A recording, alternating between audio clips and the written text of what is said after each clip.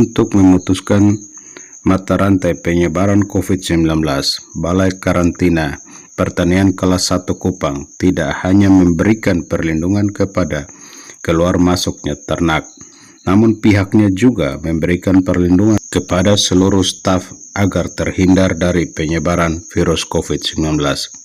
Dan selanjutnya ikuti dialog bersama Kepala Balai Pertanian Bapak Nur Hartanto. Pemirsa, hari ini kami bertemu dengan Bapak Kepala Balai Karantina Kupang, Pak Nur. Kami ingin melakukan dialog terkait dengan pelayanan karantina Kupang pasca COVID-19. Selamat siang Pak Nur. Selamat siang. Kami ingin mendapat sedikit penjelasan Pak Nur terkait dengan pelayanan kantor balai karantina Kupang pasca COVID ini Pak. Mungkin Bapak bisa menjelaskan sedikit bagaimana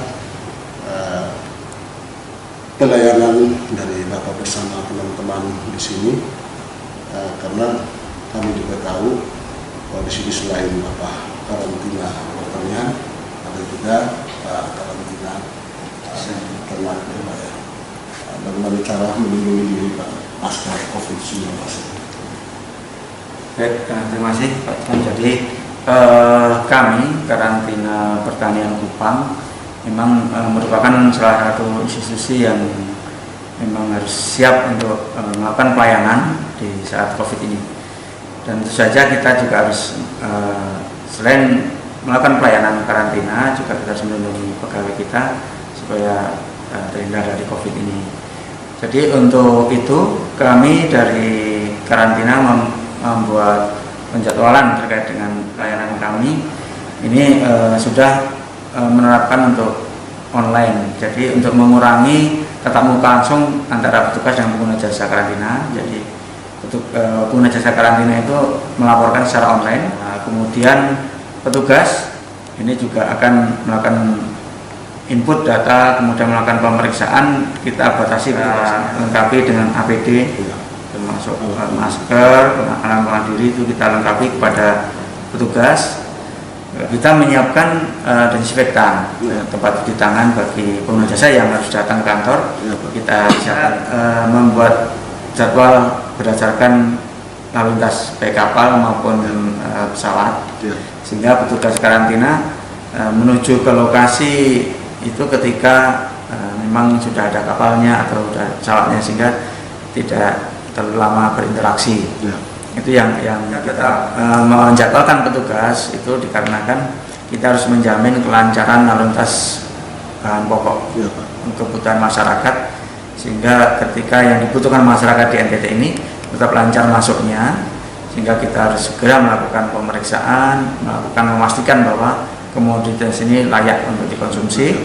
Nah, itu segera kita rilis. Nah, ini sehingga kita harus tetap standby. Jadi tugas kita seperti itu. Kecuali yang administrasi kita buat bergiliran, jadi work from home sebagian di kantor. Tapi untuk teknis memang kita tetap siap di kantor. Untuk kelancaran pelayanan Pak, selama ini cara pengaturnya mungkin tadi sudah jelaskan di aku. Boleh tahu Pak, mungkin untuk di kantor itu seperti apa Pak? Terus lapangan seperti apa? Ya, baik, terima kasih. Untuk yang di kantor memang kita sudah siapkan petugas di counter.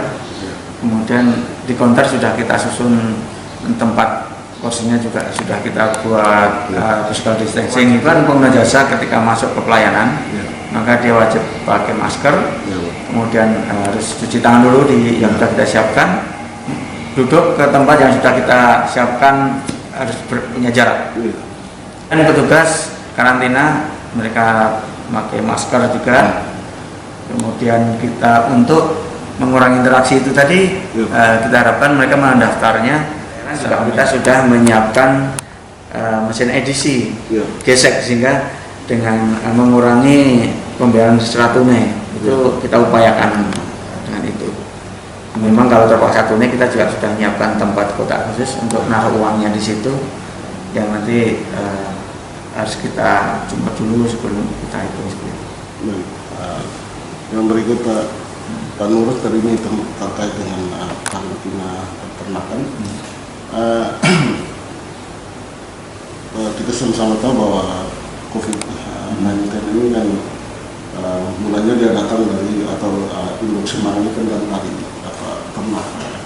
Bagaimana teman-teman di karantina balai ini melakukan pelayanan terhadap karantina ternak sendiri ini seperti apa?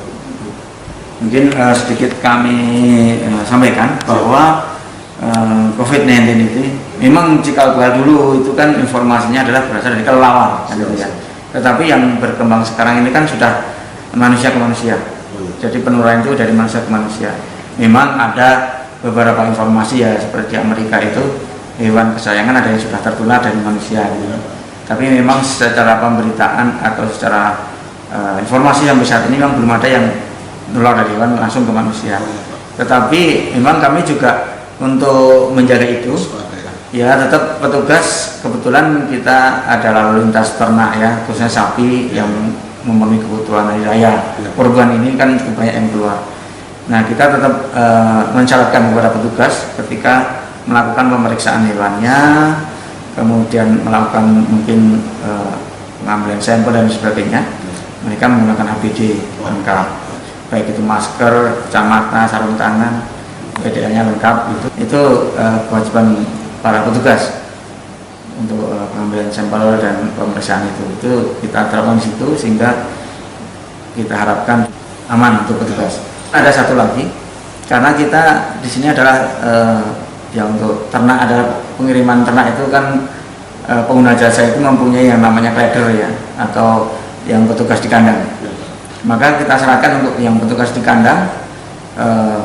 Yang pertama, setiap mau masuk kita cek suhunya, jadi kita ada cek suhu.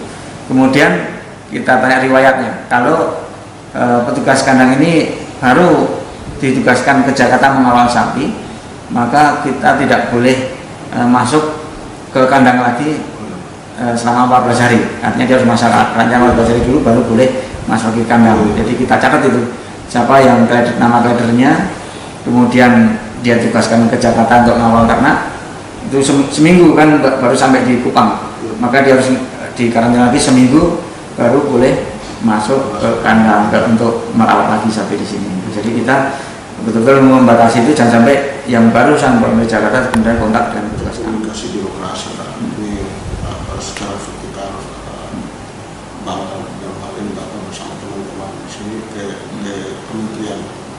Ya ini kan memang sudah secara fisik mungkin Bapak mereka tidak bisa ke Jakarta lagi. Dan kita sama-sama tahu daerah Jakarta dan sekitar itu termasuk daerah. Nah ini bagaimana komunikasi birokrasi yang dilakukan selama ini? Ya, dari sisi komunikasi ini ya, memang ada nilai plusnya. Artinya apa? Sekarang kita tidak diperbolehkan perjalanan ke Jakarta, tetapi ada nilai plusnya. Jadi kita merubah image menjadi untuk pertemuan online. Jadi kita menggunakan Zoom gitu ya, kita pertemuan online, dan itu serasa lebih efektif, efisien, baik dari sisi anggaran, juga bisa kita ketemu secara keseluruhan dan tidak terbatas karena telah dengan waktu gitu ya, jadwal ketemu, dan itu bisa outputnya juga sama, jadi outputnya juga sama seperti itu. Jadi dengan online ya kita sekarang. Yang terakhir Pak Nur, harapan Bapak terkait dengan COVID ini ke depannya seperti apa? Ya mungkin sama, kita sebagai bangsa Indonesia ya pasti inginnya wabah COVID ini segera berlalu. Tapi paling tidak yang kami inginkan adalah kita bersama-sama masyarakat Indonesia ini bisa untuk bergotong royong, kemudian mematuhi peraturan kita untuk selalu jaga kebersihan, selalu memakai masker dan jaga jarak. Kemudian yang memang tidak punya kepentingan di rumah dulu lah gitu kan, itu untuk memutus rantai penyebaran COVID ini. Artinya kalau itu dilakukan bersama-sama, masyarakat, kesadaran masyarakat tinggi, masyarakat dan pemerintah bersama-sama untuk melakukan itu saja, saya rasa insya Allah wabah COVID ini akan segera berlalu. Terima kasih Pak. Demikian terus bincang-bincang kami dengan Kepala Balai Karantina Kupang, Pak Nur.